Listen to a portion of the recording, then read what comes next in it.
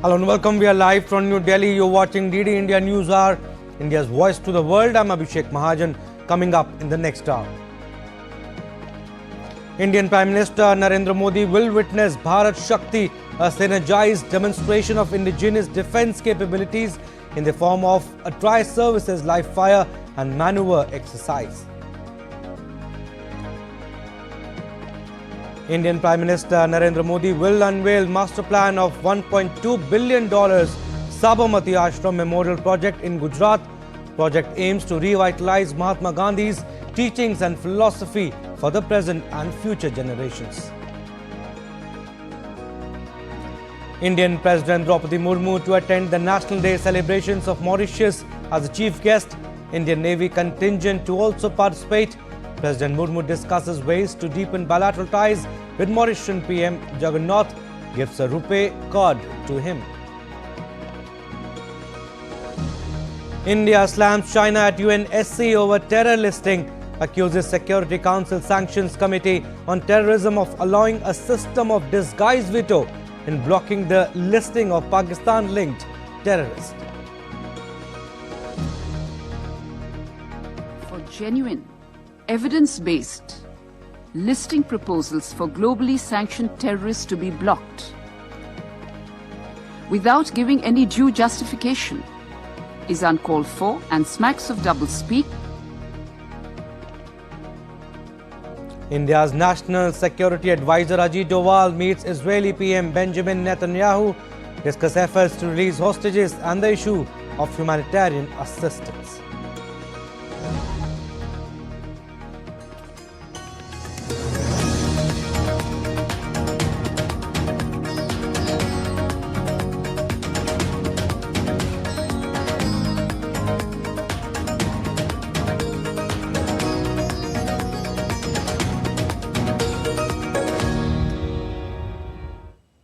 Alright, news in detail now. India's Prime Minister will witness a synergized demonstration of indigenous defence capabilities in the form of tri-services live fire and maneuver exercise at Pokhran, Rajasthan on Tuesday. DD India's Akshay Dongre tells us more. In the vast Thar desert of Rajasthan, India is all set to demonstrate its military might and indigenous capabilities through a joint tri-service exercise. The exercise is being called Bharat Shakti and will demonstrate an integrated tri-service firepower along with exercises aimed at showcasing the synergy between the Indian Army, Air Force and the Navy. This exercise will showcase high synergy, multi-service, multi-domain capability, thereby demonstrating inter-service integration. Since the event is being conducted at Pokhran, it imposes certain terrain restrictions on the employment of naval maneuvers. So therefore, such capabilities will be transmitted digitally on screen, and some of them will also be showcased in the static equipment display. Prime Minister Narendra Modi will also witness the synergized demonstration and the joint operations of the armed forces in Pokhran. The Bharat Shakti has on display an array of indigenous weapon systems and platforms as a demonstration of the prowess of the country promised on the nation's self-reliance initiative. The demonstration site has an exhibition which displays a wide range of indigenous technology and equipment, including aircraft, helicopters, torpedoes, UAVs, anti-drone equipment, AI technology, robotics, armament, ammunition, communication systems and much more. Amid the current turbulent global order, the exercise simulate realistic, synergized, multi-domain operations displaying integrated operational capabilities of the Indian Armed Forces to counter threats not only across land, air and sea, but also in cyber and space domains. Increasing synergy and becoming a truly self-reliant force has been the central theme of the Indian Armed Forces for the past decade. And here in the vast Thar deserts of Rajasthan, India, that exactly is being exhibited by the Indian Army, Air Force and the Navy through Bharat Shakti 2024. In Pokhran, Rajasthan, with camera persons from Diman, Akshay Dongre, DD India. All right, now let's go across to our correspondent Akshay Dongre, who is joining us live from Pokhran, Rajasthan. Good morning, Akshay. PM Modi to witness tri-service exercise which will display the might of indigenous weapons and equipment of Indian Armed Forces. It's a clear indication of India's readiness to confront and overcome contemporary and future challenges. Well, absolutely, Abhishek. And in fact, as far as the main goal of this particular exercise is concerned, is the fact that over the past few years, one thing has been noticed in the conflict that are going on around the world, that the first casualty of any global conflict has been the supply chain disruption. And that is what India has been focusing on, rather, as far as marching towards self-reliance is concerned, being self-reliant in the basic technology, from the basic technology to the top-notch technology, state-of-the-art technology that the armed forces require. Because you cannot claim to be a developed country or a country that is a massive global power hub with a reliance on other countries as far as meeting your basic requirements for defense needs are concerned. And that is why in the past decade, what we have seen is not just the Indian Navy, Army, but also the Indian Air Force have been marching. In fact, not just these three forces, but as far as other defense equipments are concerned, requirements are concerned, by the Central Armed Police Forces, by the paramilitaries, all have been focused on one aspect, that the needs should be met locally, and there should not be any overt reliance on global supplies as far as defense requirements are concerned. We have seen this in terms of the commissioning of India's first indigenous aircraft carrier, INS Vikrant. We have seen this in terms of commissioning of the squadrons of INS Tejas, that is a 4.5 generation indigenous aircraft. We have seen this in terms of tanks that have been inducted, guns that have been inducted by the Indian Army, the Arjun main battle tanks, or the other guns that are being inducted, being developed by local industry. And besides that, even the Make in India initiative has been one of the focus of the defense forces, with joint collaboration with our global power houses in terms of defense manufacturing. So the big defense industries, including Lockheed Martin or Boeing or Airbus, or all of these industries have been now not just been focusing on selling to India or trying to sell their equipment, best equipment to India, but also to manufacture these equipment locally with partnership of the Indian firms here. So that has been one aspect, and the other one has always been the synergy, because growing threats that we are seeing in today's modern warfare are not just land, air, and sea, but they are also in space domain, they are in cyber domain. And to meet all of the requirements that the defense forces are facing nowadays, be it a drone warfare or anti-drone warfare, cyber warfare. So to counter all of these challenges, synergy is required. No force can work independently or in silos.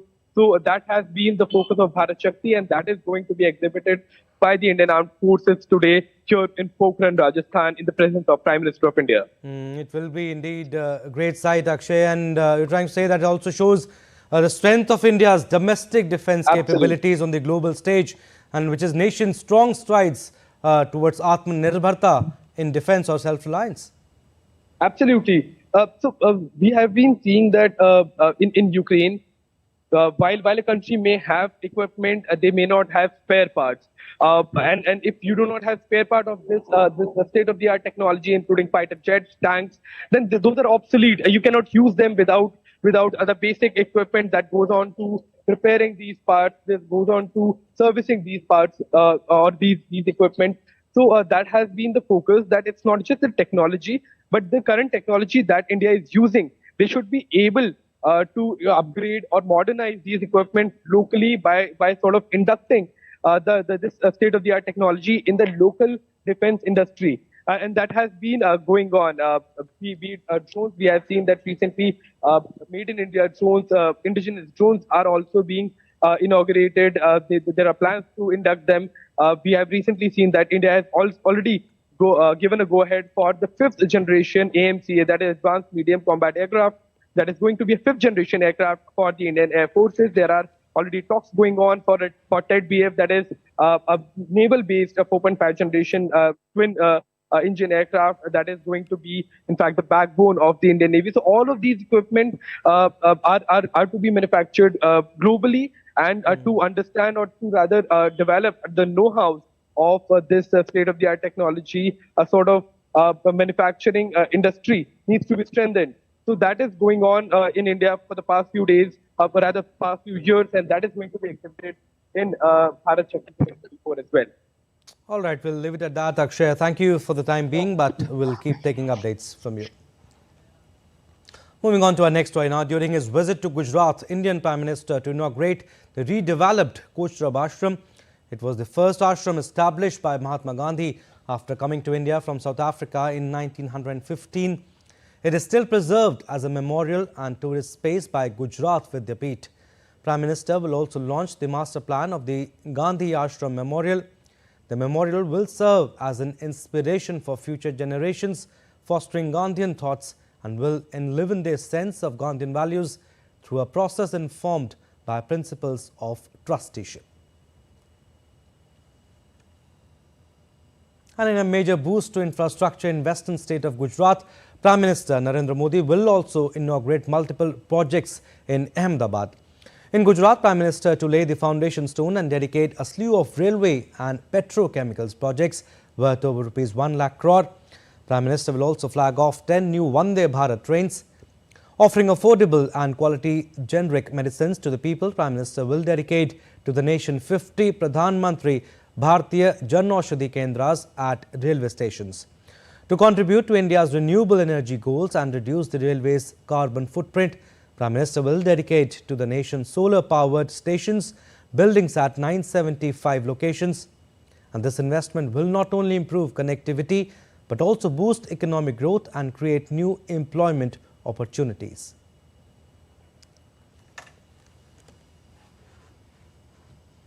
Now, 12th March marks the 94th anniversary of the Salt Satyagraha. The march of civil disobedience led by Mahatma Gandhi covered 387 kilometers and took 24 days. It was in defiance of the 1882 Salt Act, which had given the British a monopoly on collection and manufacture of salt in India. This march is one of the major milestones in India's freedom struggle. More in this report. What is it about salt that can shake an empire? To use Mahatma Gandhi's words, next to air and water, salt is perhaps the greatest necessity of life. The Salt March of Gandhi did shake the British Empire. The non-violent Salt Satyagraha was a 24-day march in defiance to the British salt monopoly. It was an act of civil disobedience from the 12th of March 1930 to the 5th of April 1930. Gandhi inspires not only people in India but people around the world, and especially young people, in what can be done. And the Dandi March was this very unique way in which he communicated in times when none of our communication mechanisms which we have today were existing. But he could still catch and he could reach people all over the world to show the absurdity of the British system and their taxation. The 1882 Salt Act gave the British a monopoly on collection and manufacture of salt, limiting its handling to government salt depots and levying a salt tax. Violation of the Salt Act was a criminal offence. Gandhi started the march with 78 trusted volunteers because he wanted to adhere to the strictest norms of non-violent protest. They walked 387 kilometers from Sabarmati Ashram to Dandi. The crowd swelled as he walked on, and when he broke the salt laws at 8:30 a.m. on the 6th of April 1930, it was a signal for mass civil disobedience by millions of Indians. How the Swadeshi can be revived, not only in terms of traditional things but also very modern things, but also India's position in the world is changing. And we need to think of India as a leader, not only of the developed world but of the world itself, in terms of the lifestyles which are required in this age of sustainability and climate change. The Dandi March drew worldwide attention, and through it the cause of India's independence gained worldwide momentum. It was a huge challenge to British authority and came within months of the national movement having declared Purna Swaraj on the 26th of January 1930. Satyagraha is a non-violent form of protest, which is a Gandhian principle. It translates to truth force. Gandhi realized that salt resonates with all classes of citizens. The salt tax represented 8.2% of the British Raj's tax revenue and hurt the poorest Indians the most significantly. This single act of defiance is remembered as a key milestone in India's march to independence. Bureau Report, DD India. All right, we'll slip into a very short break, but still to come on this edition of DD India News Hour. Deputy PM of New Zealand, Winston Peters, arrives in Delhi for bilateral talks. India's Defence Research and Development Organisation conducted the first successful flight test of an indigenously developed Agni 5 missile. And gold worth over $30 million seized in India's Assam. Smuggler caught. Details after the break.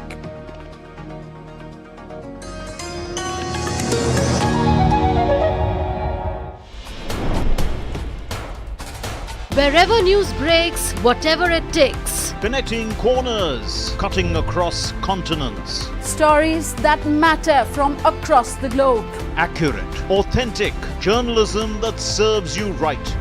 From politics to glamour, from sports to world affairs, with a fusion of aesthetics and substance. Introducing news in a new avatar. Experience the world through a new lens. Stay tuned to DD India for an exciting journey beyond borders.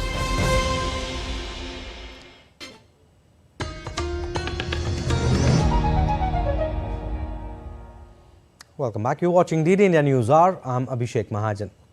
Taking India-Mauritius partnership to new heights, President Draupadi Murmu and Mauritian Prime Minister Pravin Kumar Jugnauth held a tete-a-tete meeting on Monday.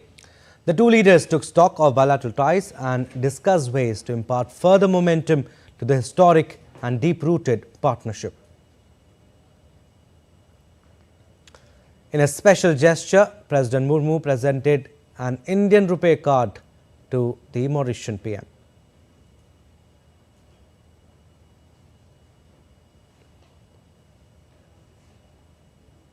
All right, let's go across to DD India correspondent Utsav Parmar. He's joining us live from Mauritius. Utsav, tell us the schedule of President Murmu today. President will attend the Mauritius National Day celebrations, and also several bilaterals will be held apart from the one held on Monday with the PM of Mauritius.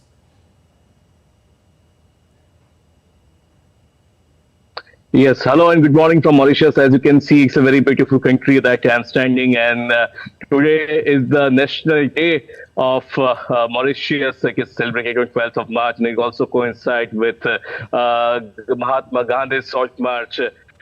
You would love to know that Mahatma Gandhi also stayed here for the brief time in the Mauritius while traveling to India from South Africa. As you know, Abhishek, Mauritius is a key partner of India's neighborhood first policy. It's also a special partner under the Vision Sagar. Safety and security for all in the region. And we are also sharing the vibrant and strong and unique partnership. Definitely, the presence of Honorable Rashtrapati Draupadi Murmu at this event is really significant between the bilateral ties of India and Mauritius. Today, she will be conferred a degree, honorary degree from the Mauritius, and University of Mauritius. She will also travel into the metro train. Also, there will be a photo opportunity at Gandhi mural paying homage to Mahatma Gandhi. As you know, she is the chief guest of Honorable Rashtrapati. She is the chief guest of the National Day. Definitely, lots of help, lots of assistance, lots of support, and lots of partnership and historical ties between India and Mauritius will be strengthened after this event. And also, Utsav, the visit will witness the exchange of bilateral agreements also. And also, like you said, this visit will be a new milestone in India-Mauritius ties too. Yes, definitely. There will be bilaterals will be exchanged. And as you know, recently UPI was launched, RuPay card was launched yesterday. Honorable Rashtrapati gave presented RuPay card as a symbol of gift to the Honorable Prime Minister of Mauritius. Pravinja Kumar Jagannath. Also Jan Aushadhi Yojana was launched in last month in the presence of the Honorable Prime Minister. So you can always say that the soft power building is also that India is investing in the regions, because India is seeing Indian Ocean region as a collective responsibility, and its role in the foreign policy is very much important.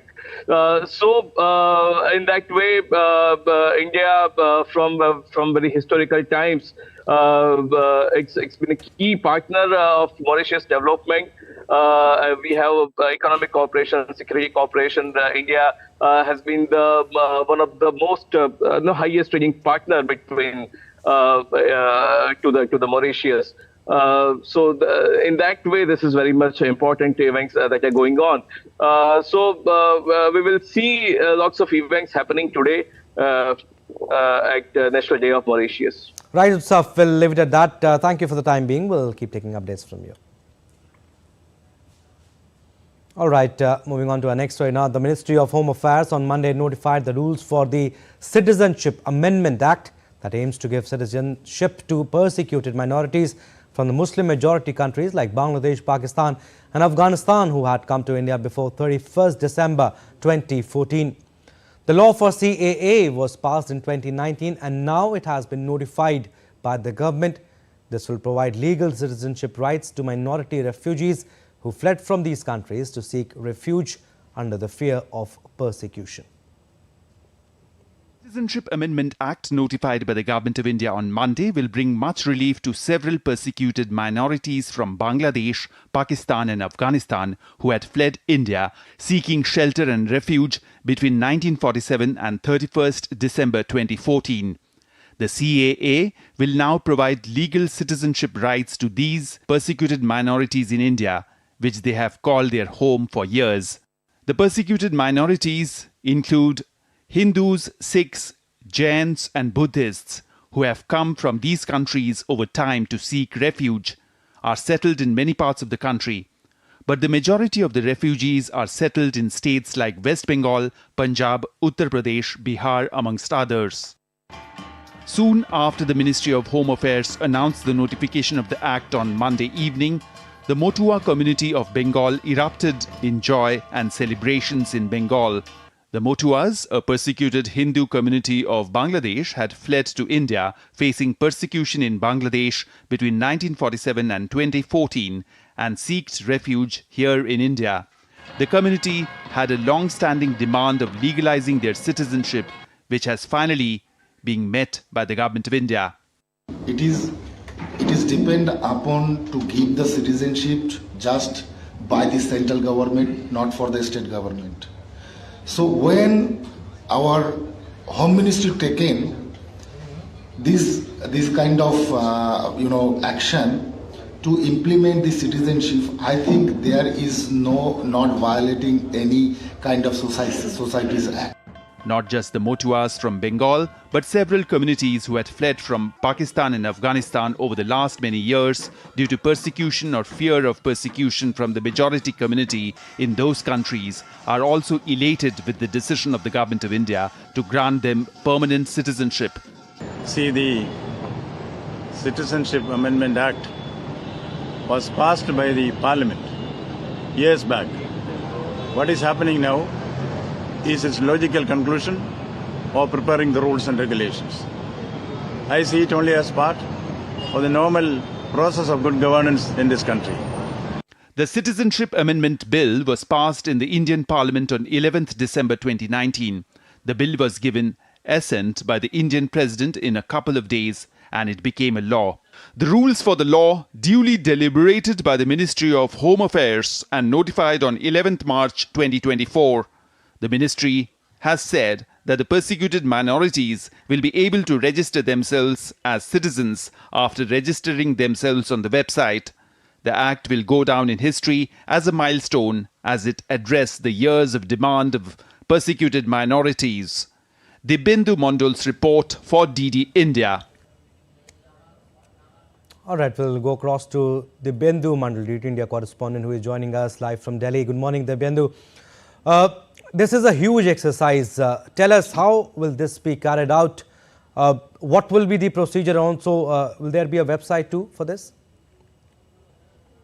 Good morning, Abhishek. Of course, there is a website which the government has already put out in the public domain. And, the process, the Gazette notification of about 39 pages, which was released by the Ministry of Home Affairs last evening, have laid down several rules through which people who are refugees, who are currently refugees in India and had come to India from these three countries of Pakistan, Bangladesh, and Afghanistan will have to duly follow the procedure laid down in the Gazette notification and the rules that have been laid down for the implementation of the CAA. There are multiple documents that the government have also listed in Section 6B of the Gazette notification and the rule through which people can apply for the citizenship to be formally and legally be given to the persecuted minorities who had fled to India. If I may get into some details of how this will be implemented, is there are multiple documents which the individuals can go and upload in the website. So there are documents which includes a property registration which the persecuted minority had either bought in India or had rented in India between 1947 and 31st December 2014. There could also be birth certificate or passport of the originating country. There could also be school leaving certificate of India or Bangladesh, or for Pakistan or Afghanistan. So there are multiple documents that one needs to go and upload in the website that the government has already put out. Apart from this, after the documents are put out, the individual seeking citizenship will have to go to the office of the district collector or the district nodal officer who will be appointed by the government. After which their documents will be verified and they will be given a digital citizenship certificate. So this is the process, through which one will be able to avail the citizenship of India after this law, which was passed in 2019, have been notified. This is, of course, going to benefit millions of people across India who had fled from the Muslim majority countries of Afghanistan, Pakistan, and Afghanistan during the course of time that we are speaking about. So, of course, this is something that the BJP had planned and had promised to these persecuted minorities in the 2019 Lok Sabha election. And of course, as soon as the government came to power on 11th of December 2019 itself, it was passed in the parliament, but it took a couple of years for the government to frame the rules, given the complexities of the issue. And yesterday, on the 11th of March, we finally saw it come to light, and the Citizenship Amendment Act is fully notified and implemented here in India. Back to you, Abhishek. Yes. You're saying a lot of people will be benefit. Is there any estimate on how many people will be benefit with this notification? And in fact, also, what all will be the benefits? Well, of course, Abhishek, some states, for example, I know it as certainly for Bengal, there are about 18% of the population that will be benefited in Bengal through this, Citizenship Amendment Act being implemented. There are communities like the Mathua and the Rajbangshi community who had fled from Bangladesh during the 1947 and 1971, 1947 during India partition and 1971 during the Bangladesh Liberation War from Bangladesh into India. So of course, there are a huge number of these communities that have come in segments into India to seek refuge due to the fear of persecution or being persecuted in these countries. Even from Pakistan, there are pockets, especially in Rajasthan and parts of Delhi, also in some parts of Punjab, where Hindus, Sikhs have fled from Pakistan and had come and seeked refuge here in India. because they thought that India is a country for the Hindus where they will not be persecuted or troubled. So therefore, there are millions of people. We still do not have the exact number of people as to how many of them will be benefited. But of course, what the government is also saying is that millions of people will be benefited by this act being notified, because they will be given the legality of Indian citizenship, and there will be no more troubles by the police or by the intelligence officials once they are officially the citizen of India. And also, Dibyendu, explain for the benefit of the viewers. I mean, amid criticism from the opposition rank, the government categorically said that CAA will not take away citizenship of any Indian citizen, irrespective of the religion.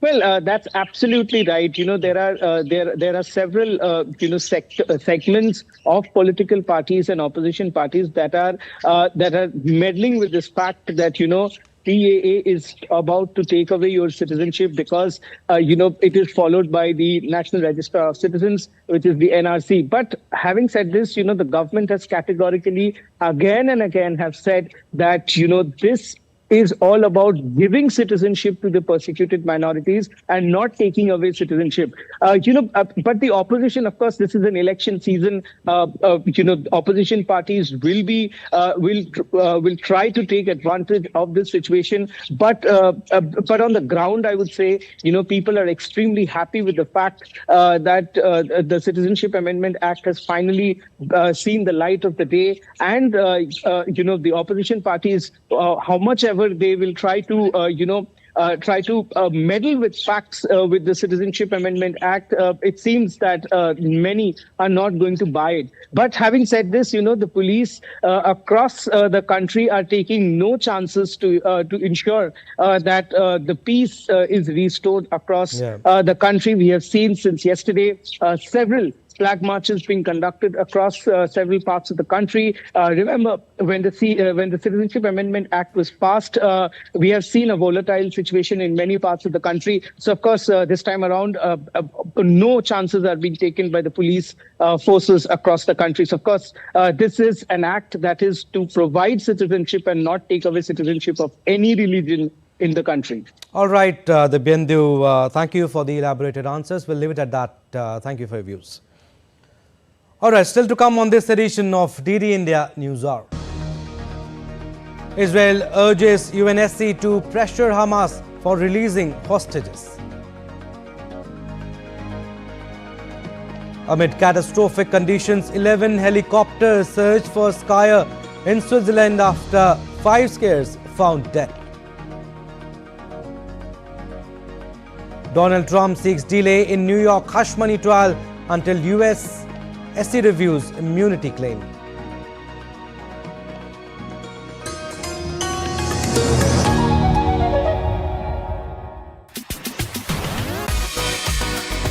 India that invents. India that innovates. India that excites. India that invites. Land of possibility. Teeming with opportunities.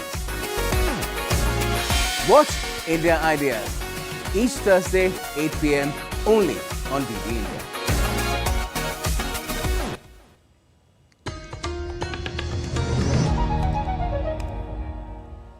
Welcome back. You're watching DD India News Hour. I'm Abhishek Mahajan.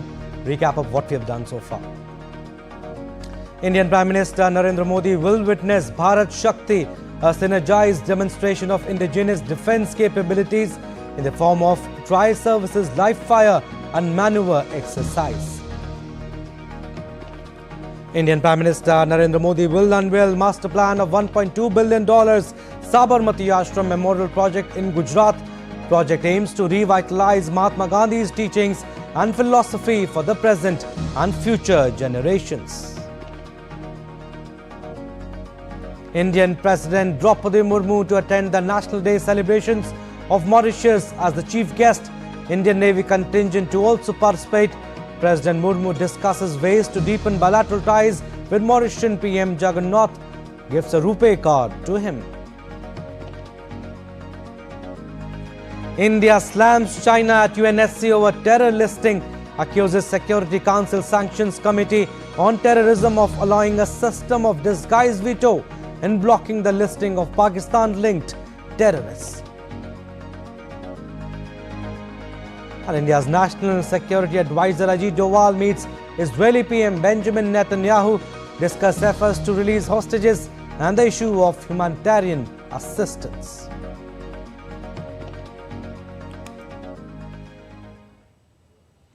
India slammed China at United Nations Security Council over terror listing.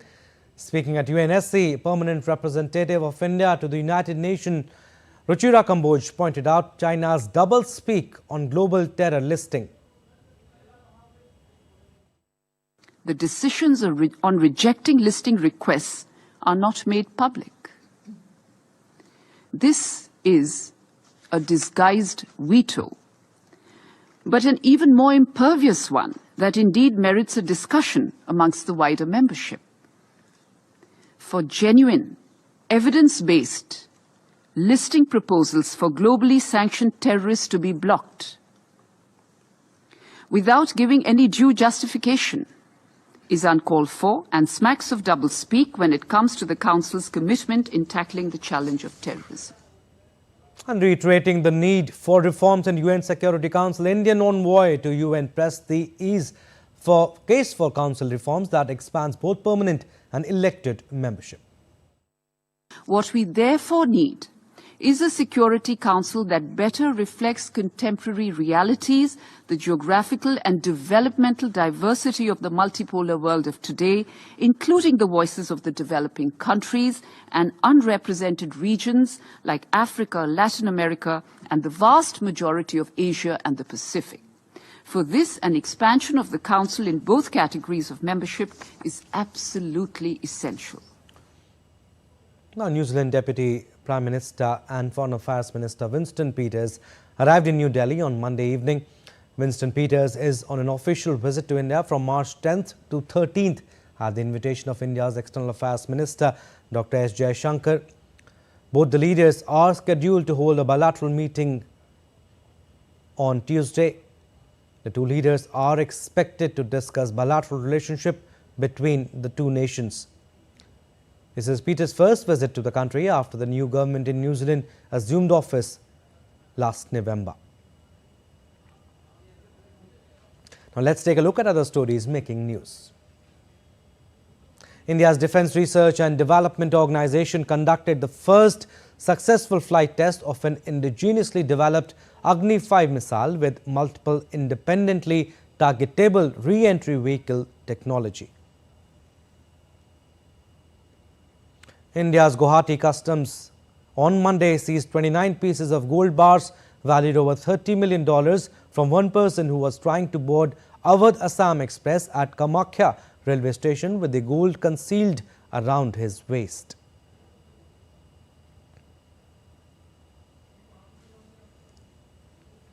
Indian National Security Advisor Ajit Doval called on Israeli Prime Minister Benjamin Netanyahu.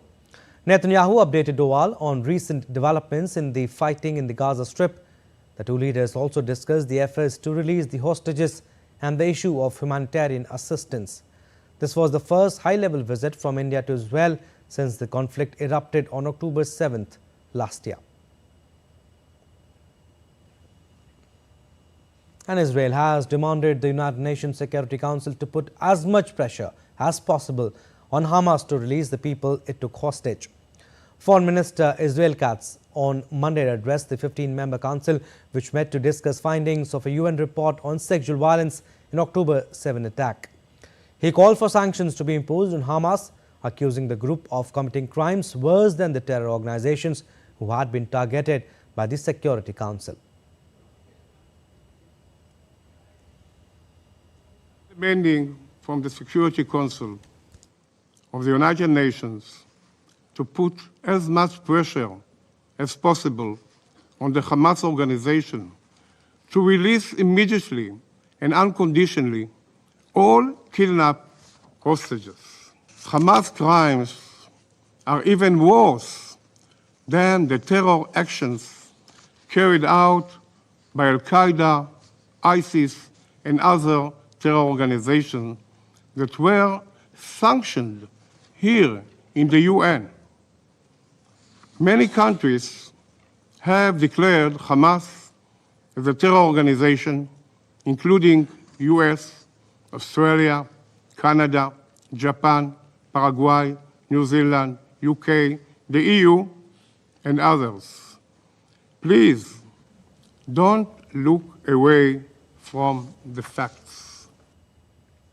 And US forces conducted 6 self-defense strikes, destroying an unmanned underwater vessel and 18 anti-ship missiles in Houthi-controlled areas of Yemen on Monday. Earlier in airstrikes, the US-British coalition hit port cities and small town in western Yemen. At least 11 people were killed and 14 others were injured in over 17 airstrikes. And the strikes come just days after the first civilian fatalities and vessel loss in an attack off the port of Aden. Earlier, Houthis targeted commercial vessel, the US ship Pinocchio in the Red Sea. The attack comes as Houthis warn of escalating their operations. No injuries or damage was reported. The Iran-aligned Houthis began attacking commercial shipping in November. And despite reprisals from the US-British coalition and other navies, the Houthis have escalated their campaign of attacks on commercial vessels in one of the world's busiest shipping lanes.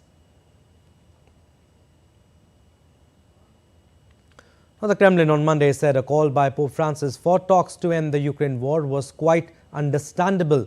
But NATO Secretary General Jens Stoltenberg said now was not the time to talk about surrender. Kremlin spokesman Dmitry Peskov said President Vladimir Putin had repeatedly said Russia was open to peace talks. Russia says it sent its troops into Ukraine in February 2022 in a special military operation to ensure its own security. Moscow's offers to negotiate have invariably been predicated on Kiev giving up the territory that Moscow has seized and declared part of Russia, more than a sixth of Ukraine. And NATO Secretary General Jens Stoltenberg said negotiations that would preserve Ukraine as a sovereign and independent nation would only come when Putin realized that he would not win on the battlefield. If we want a negotiated, peaceful, lasting solution, the way to get there is to provide military support to Ukraine. Because what happens around a negotiating table is inextricably linked to the strength on the battlefield. It's not the time to talk about surrender by the Ukrainians. US intelligence agencies have sounded an alarm over the dangers from an increasingly fragile world order. The warning came during testimony by agency heads before a Senate committee and in their annual threat assessment report. DD India's Ira Spitza reports.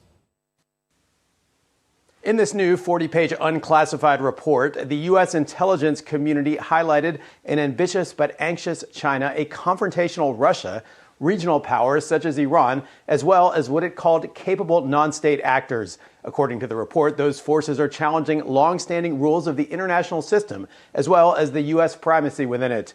The report also warned of the danger of China using artificial intelligence and other means to potentially try and influence this year's U.S. presidential election. Speaking before the Senate Intelligence Committee, the heads of agencies, including the CIA and FBI, elaborated on some of the report's content. Continuing U.S. military aid to Ukraine was a major discussion point, with CIA Director William Burns saying the U.S. was running out of time to help Ukraine continue defending itself against the Russian invasion, and that walking away from the conflict would sow doubt about U.S. support from Indo-Pacific allies worried about China. Some Republican lawmakers have expressed skepticism about continuing to arm Ukraine. The spy chiefs also discussed the conflict in Gaza at the hearing, which was disrupted several times by anti-war protesters. National Intelligence Director Avril Haines warned that it's likely the conflict will have a generational impact on terrorism. Ira Spitzer in San Francisco, reporting for DD India. Now let's take a look at other stories making news around the world. 11 helicopters conduct search operation in Switzerland to find a missing skier after 5 other members of the group were found dead amid catastrophic conditions. The incident is one of the most deadly in the Swiss Alps in recent years. The authorities urge extreme caution against risky ventures in such treacherous conditions. A formal investigation is underway.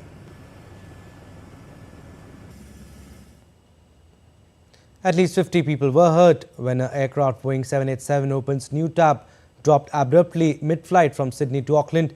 The aircraft experienced a strong shake and as a result, 10 passengers and 3 cabin crew members were taken to a hospital.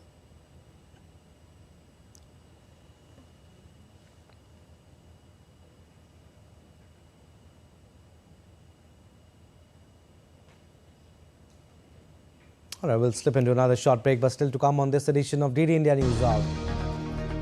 Biden releases 2025 budget request seeking tax reform, borrow funds and aid for Israel.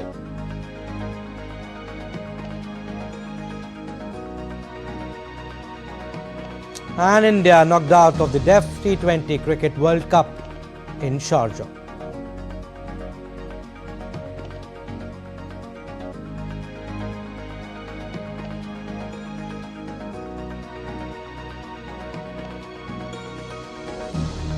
The holy month of Ramadan begins in India on Tuesday with sighting of the crescent moon.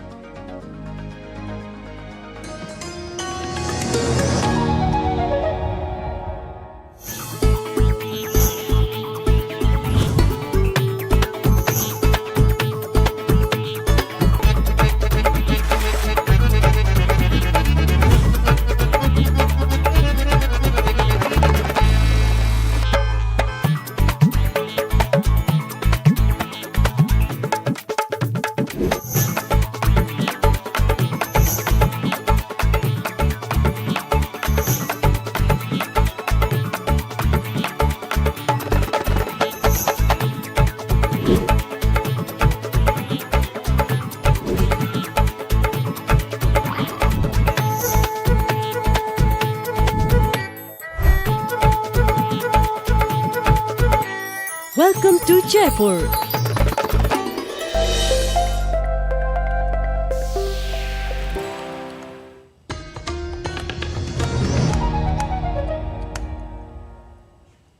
Welcome back. You're watching DD India News Hour. I'm Abhishek Mahajan.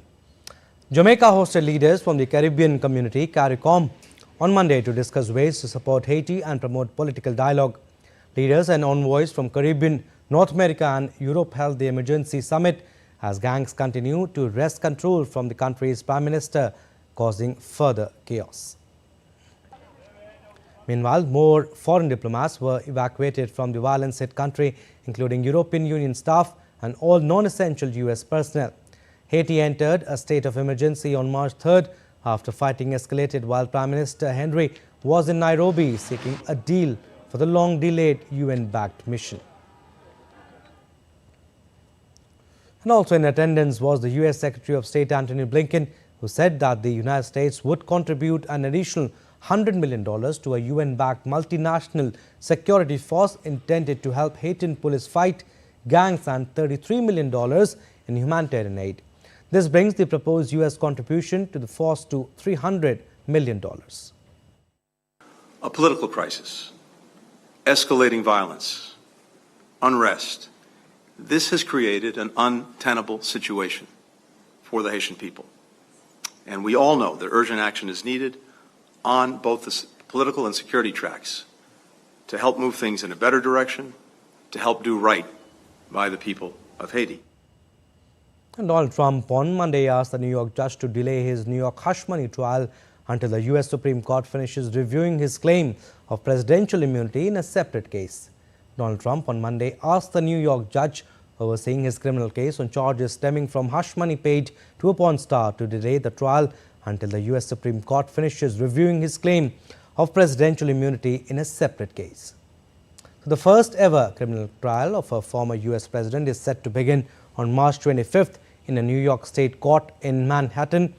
Trump has pleaded not guilty.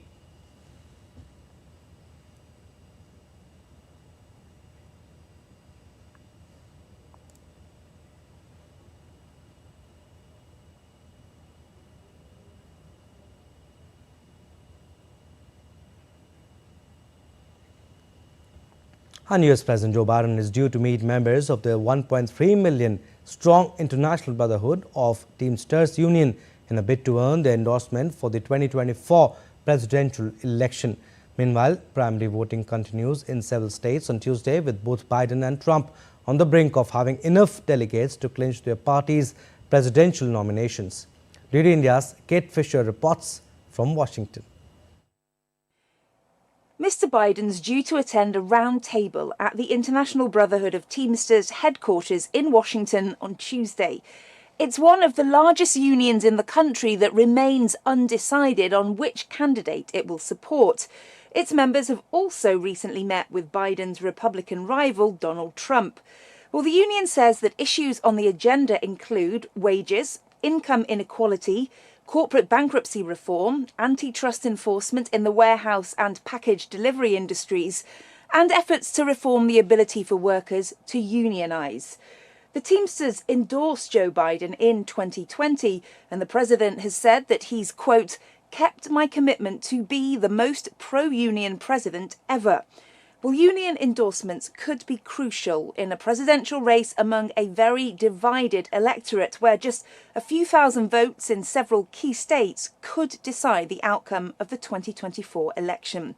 One of those battleground states is Georgia, which holds its primary on Tuesday.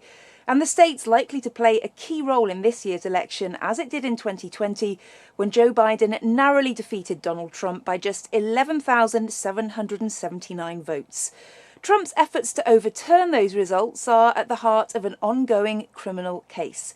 Well, if both Trump and Biden are successful in the primary there and in other states also voting on Tuesday, they may secure enough delegates to officially clinch their respective parties' nomination for president. In Washington, Kate Fisher reporting for DD India. The United States President Joe Biden has unveiled a $7.3 trillion budget proposal. The budget underscores Biden's efforts to push more funding to combat crime, restrict immigration at the southern border, and send aid to Israel and Ukraine. The budget sent to Congress on Monday would cover the 2025 fiscal year beginning in October. President Biden's proposed U.S. government budget would raise tax receipts by $4.951 trillion over 10 years, including more than $2.7 trillion in tax hikes on businesses and nearly $2 trillion on wealthy individuals and estates. The proposed budget also includes new programs to assist low and middle-income Americans with high housing and childcare costs and aims to cut the deficit. Congress is likely to discard the proposals, but the document forms a central campaign message for Biden. Look, a fair tax code is how we invest in things that make this country great, from healthcare, education, defense, and so much more, research, development. But here's the deal. The last administration enacted a $2 trillion tax cut. $2 trillion tax cut that benefits the very wealthy in the top 1%, the biggest corporations, and exploded the federal deficit. Last administration added more to the national debt than any presidential term in American history.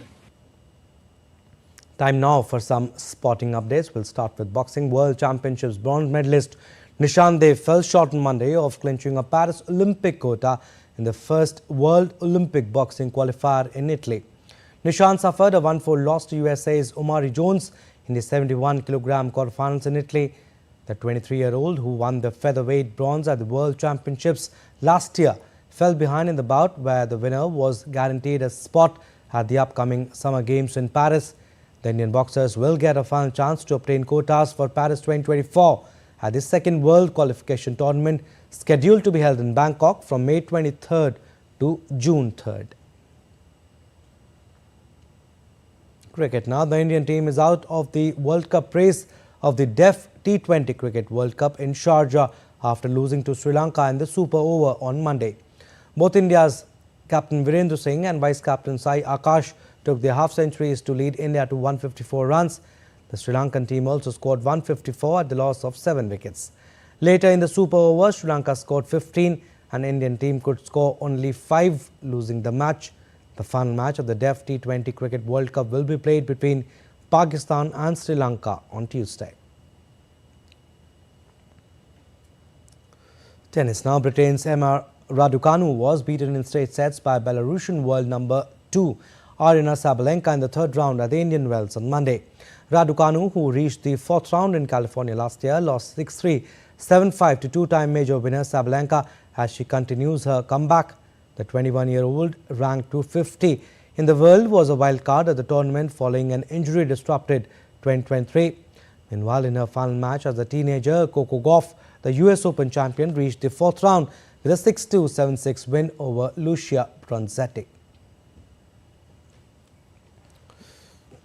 And the holy month of Ramadan begins in India on Tuesday with sighting of the crescent moon on Monday. The holiest month in Islam, which holds profound significance for millions of Muslims around the world, lasts for 29 to 30 days. This is a period of fasting, prayer, reflection and community.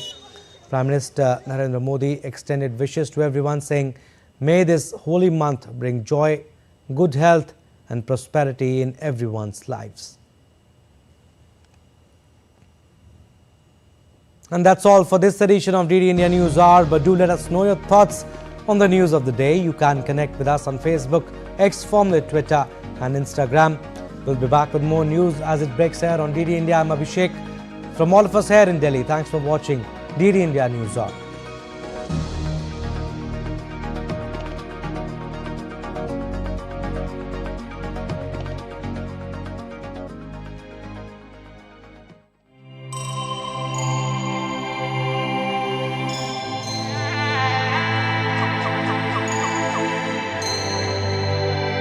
Embark on a timeless journey.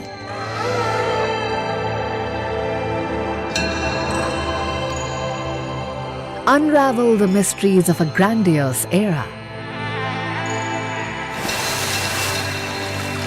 A treasure trove of royal and sacred complexes, temples, shrines, pillared halls, mandapas, rock-cut memorials and more.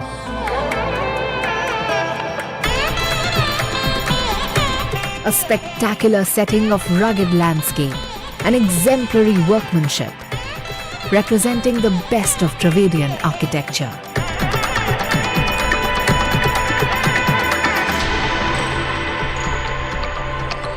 Every structure carved out as a unique artistic creation.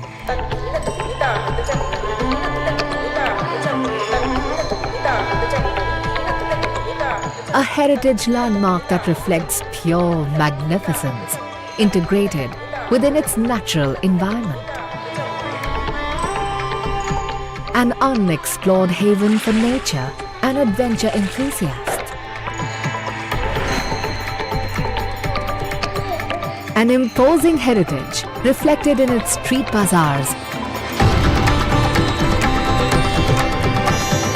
and annual festivals of music and culture.